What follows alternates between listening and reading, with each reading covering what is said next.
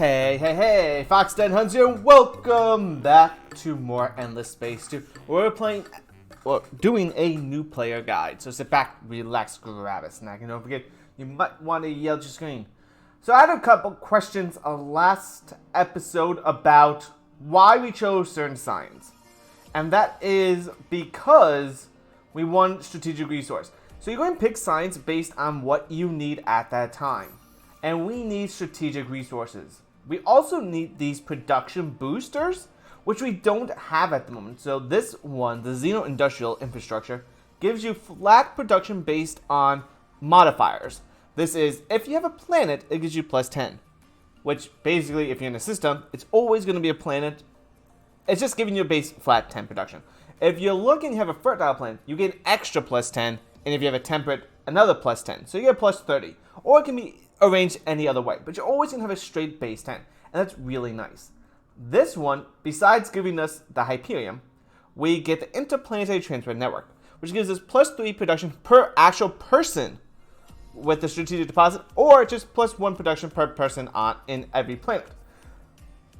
Production of all the resources, so food, production, dust, is broken down into 2 different ways. Well, okay, technically 3, but the 2 main ones will be just base a flat production like this, plus 10, 10 food, 10 production, or this is 15 science, 15 dust. Really nice.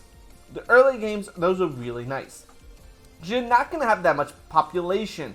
Eventually, you will want to focus it to more the population base, because you'll have maybe 20, 30, if you're lucky, 50 population, though. That's really going crazy. Like this one, you can have 1, 2, 3, 4, 5, 6, 8 people max. You see this red dot line? This is where you start getting negative modifiers, like overcrowding, which you can, and that will lower this, but you can negate that over time. But yeah, so you can get 8 pop, right? My math was right? Yes. So that plus 1 production of the transport networks will give us 8 extra production because we have 8 people here. We won't get the extra 3 per, because we don't have strategic yet. We might have on this planet.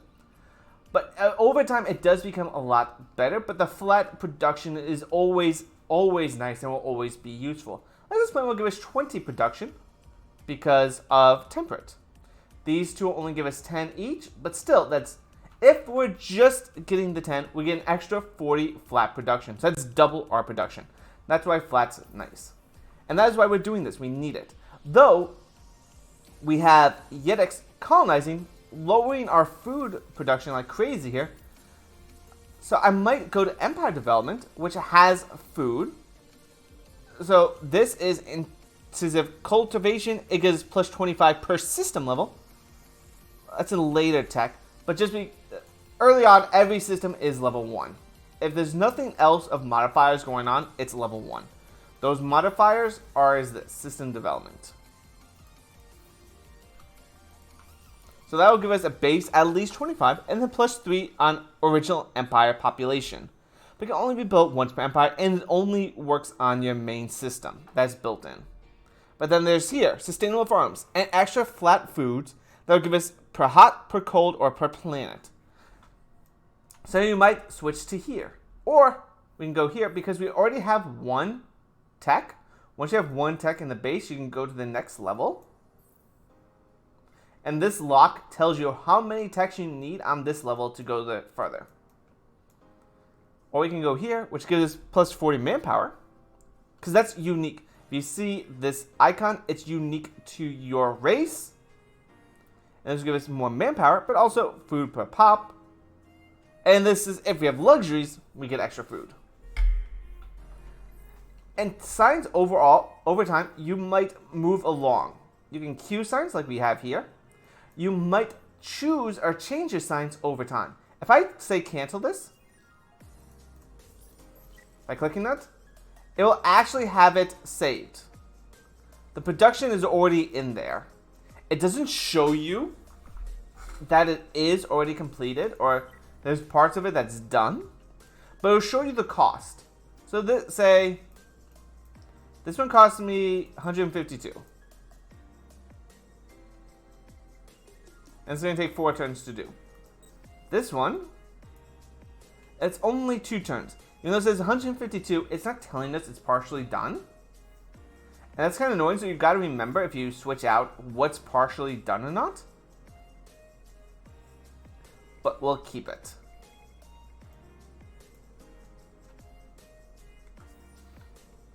Yeah, so I'm going to stay here. And I might, instead of going bionic shielding, but I want that advanced curiosity sensors. I kind of do want that and the unlock movement. But we also need food. So what I might do is just move this along. I might go production first and then food. Whoa. Come on. Thank you. Move, and you can move science around. I might go to food because we kind of need to colonize Hamo. But to do that, we need just more food production. So it's a balance game. And no worries, you're not going to have really bad choices. Alright, I think we did everything else. So, end our turn.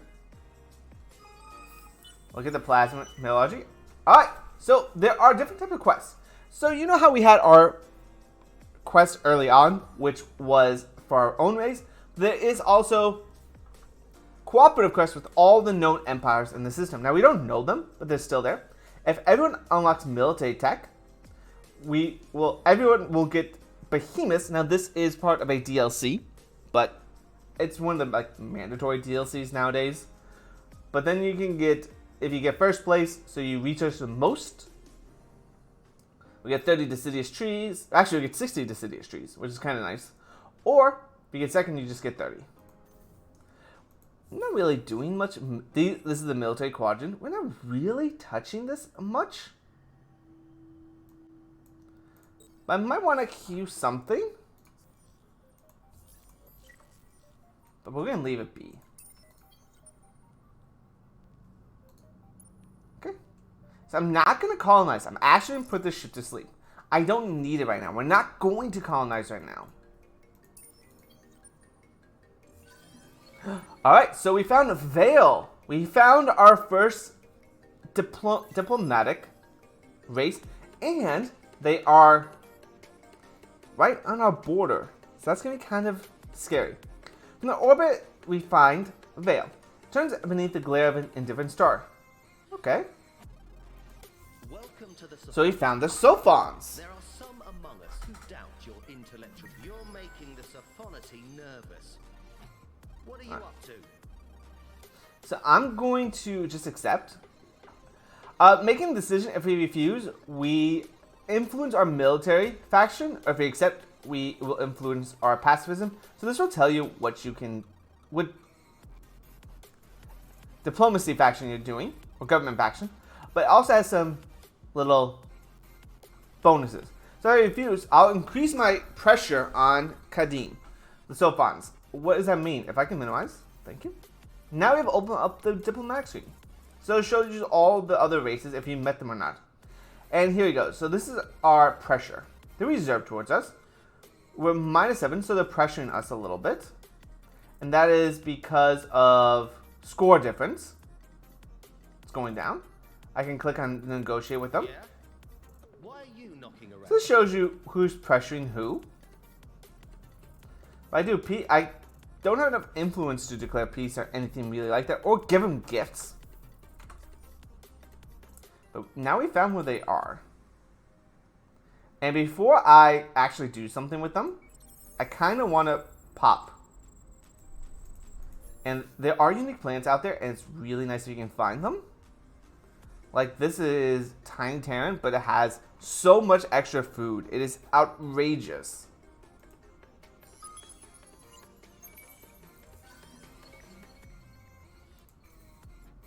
Right. And our hero is leveled up. So I'm actually going to go to the food. We don't have any fertiles, but just getting that +10 food will be nice. Or I can do happiness and food. Ooh, this is tricky. Because this will go to production. I mean, it doesn't matter. That's food and production. I think, no, we'll go clone wares.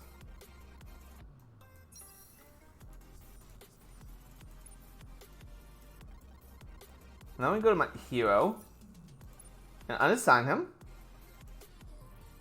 And now we can assign him to our home system.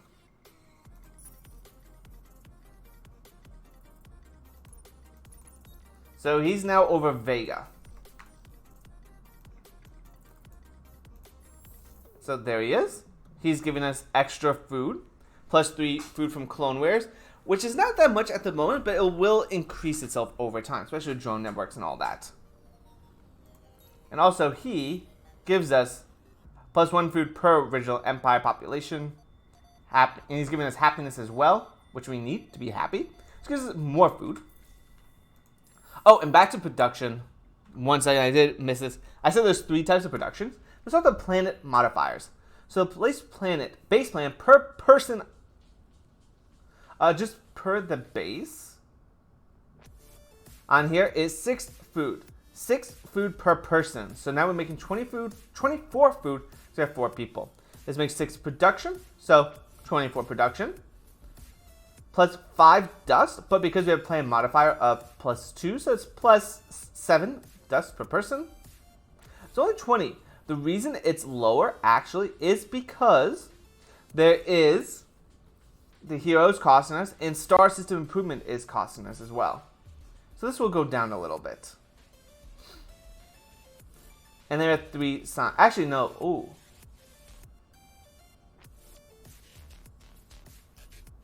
Oh, so the blaze. Okay, my mistake. So there is. It doesn't actually get signs. Sometimes you forget these things, and I do apologize. Sometimes this will not have signs, but because we have a plan modifier, because it's plus 3 signs per population, that's why we're getting the plus 3. Dust is 5. It normally would be 3, but we're getting plus 2, just because the plan modifier. Like this plan will only gets 4 because of the humorous incidents. It's giving us 4 signs. And the deposit of Deciduous is giving us 2 dust, so it gets 6. So each person will produce that planet base production. So getting more people and increasing the planet base is also nice as well. Alright, so we still have this event. If I accept, my fleets will move out. So what I'm going to do is actually move my guys south, because I do want them to go south. And then I'll accept this. Reducing the pressure is kind of annoying, but if I accept, I can make him a little happier, and I don't want to go to war with somebody just yet. And I am already moving, so it goes here nor there.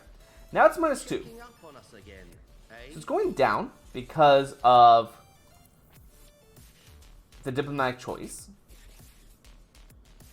What in Enfer's name is it now?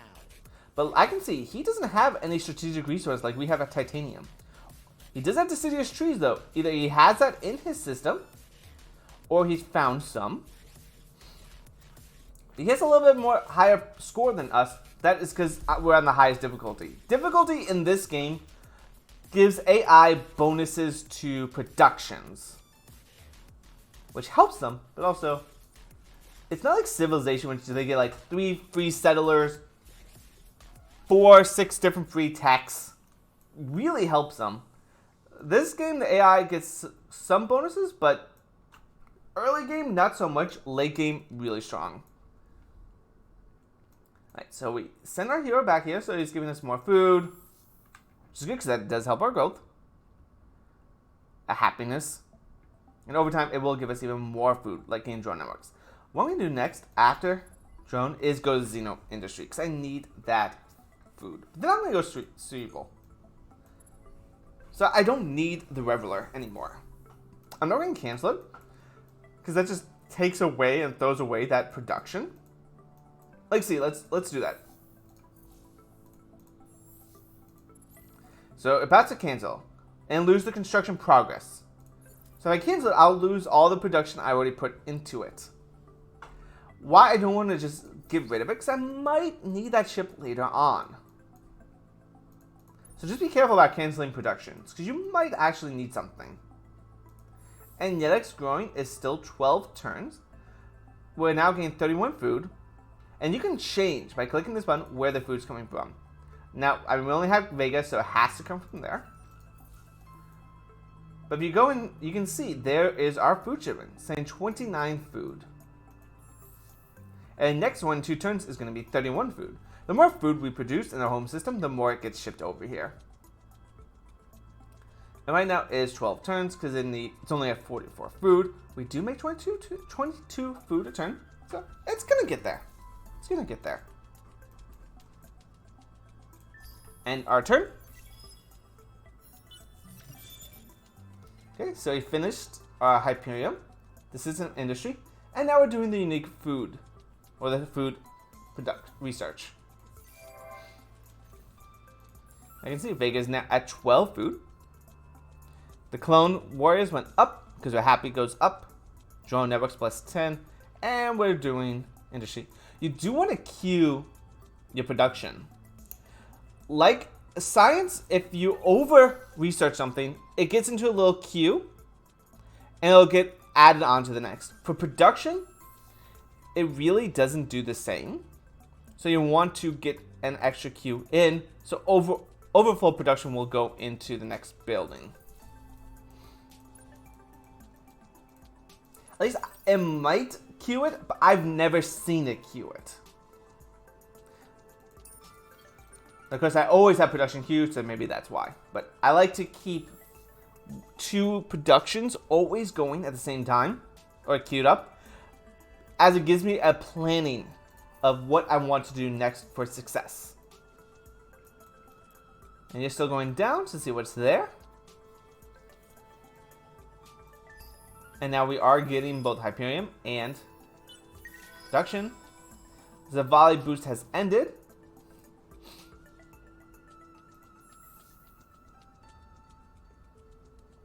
Which is okay, because we're still researching them. And I just lose 6 science. That's fine. I'm not going to boost them again. But if you did, you just go population and spend 1 Eden to boost Zavali. But I'm not going to. I would like to get potato spuds to boost these guys to give me 6 food. But that's okay. And you don't have an anomaly. I would like to get the next law up at this point, the green fertility, but we don't have any anomalies here that we would be boosting. Hobble doesn't either, the one I would do. It might with that atmosphere, but I'm not seeing that. Alright, so we found Kadim's homeworld, the Sophons. Finding the homeworld of a system is really nice. So now we know where they are.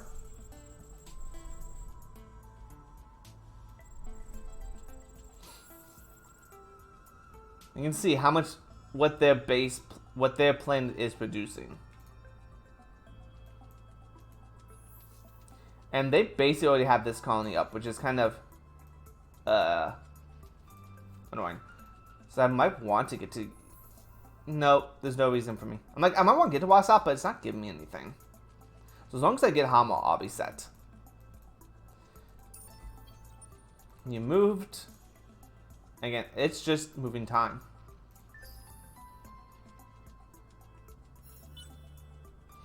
Okay, so Yedek's got its first food shipment, and there's the second one. So now it's down to 8 turns, because it got that extra 22 food. This one's going to be 33 food coming through now. And 4 turns till we get the next pop of Zavali.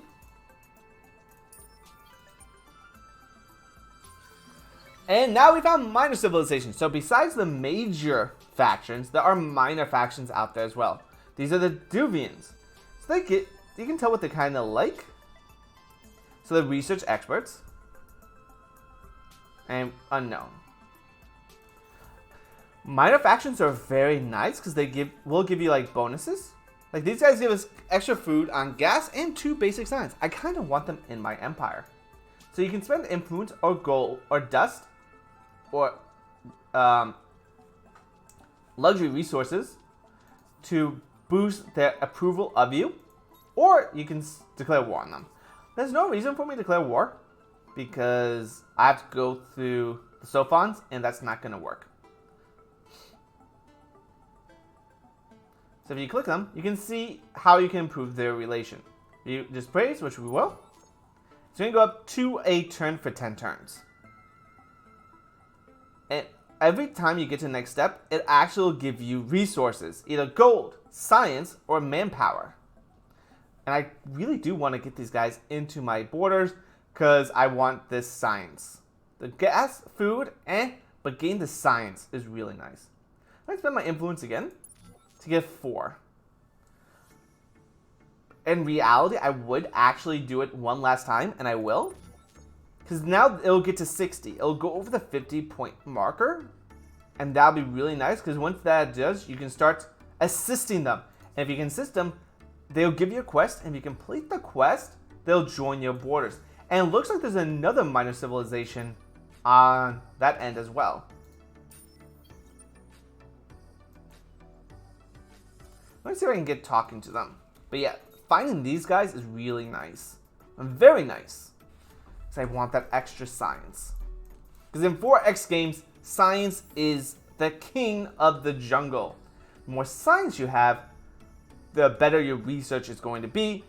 And the higher the tech. Higher tech will mean you have just the best overall strategy of attack, production, food, or just everything else. Tech is always key to this game.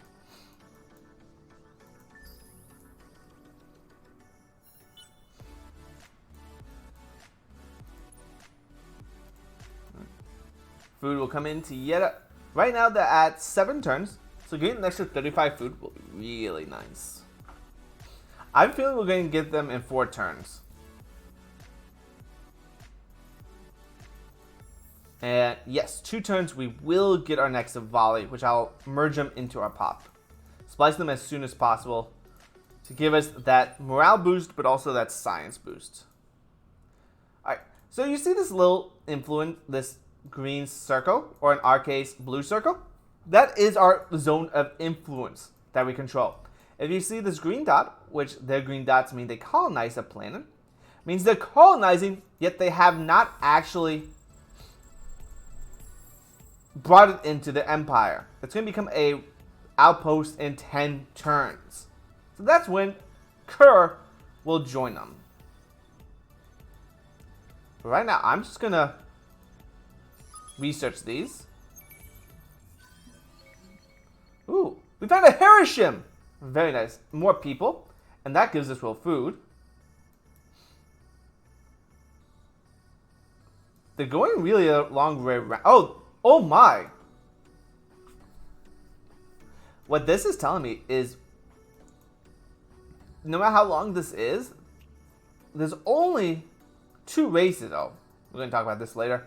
2 races in this Adronis sector. Which means they're going to get the extra 15 food because they're going to get Kerr up.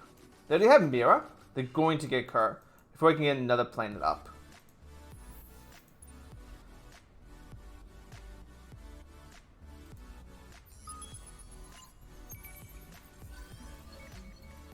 Micro factories. Ooh, that's a nice planet. Ruins are really nice research, so they can give you some buildings. Well, in this case, 25 science. Well, let's see what this life form is. Will it be a person? It is. Nearest. Oh my, we're finding a lot of food people. And this is not a hollow planet. But finding the nearest is kind of nice.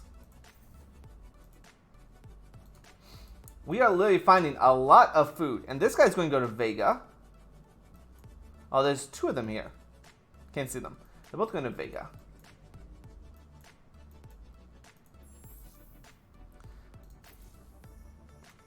Now, over time, there are pirates in the game. An NPC faction. If you play Civilizations Barbarians, they'll spawn on empty systems.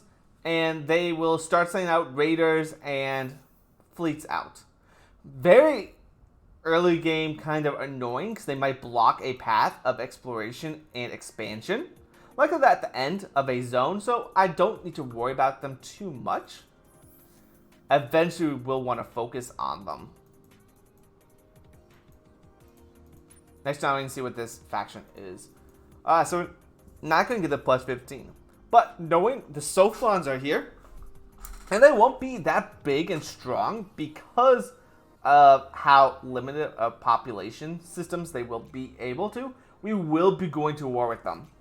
Either they will declare war on us, or we will declare war on them as soon as possible, because for expansion, we definitely need to fight it out. So that's going to be kind of sketchy. So once I finish this tech, the food, I want to get the bionic shielding so we have free movement. So right now movement is locked between these space lanes. Free movement means I can go outside of them, which is going to be really necessary. But then I'm going to rush this, efficient shielding. This unlocks our military ships. You have two types. You have attackers, and then you have defenders. One specializes obviously in attack, the other is defense. And I will want to get that. Because, yikes, if we're going to go to war, I need military. Still, God, this skybox is just so pretty. So pretty. Alright, Foxy, so we're going to end it here today. We met our first diplomatic faction. If you click this, you can see what quests you have open. Need to stockpile luxury resources. Luckily, well, we're not doing that just yet because we don't have one. Eventually we will. In fact, I would love to get Vega up. So I think after I do Xeno, I'm going to actually go to Vega. So we can start getting some luxury resources, deciduous trees. Yes. And Vega, I mean, it helps us because we like hot. It's not sterile, nor is it fertile. So it's not going to help us on the two new races we have. But at the same time, just getting them is going to be nice. Getting that will be really nice. Alright, Foxy, so thank you for watching. I will see you all in the future. Hope you guys are learning and enjoying this. If you are, smash that like. And I'll see you all in the future. Later, alligators. Peace.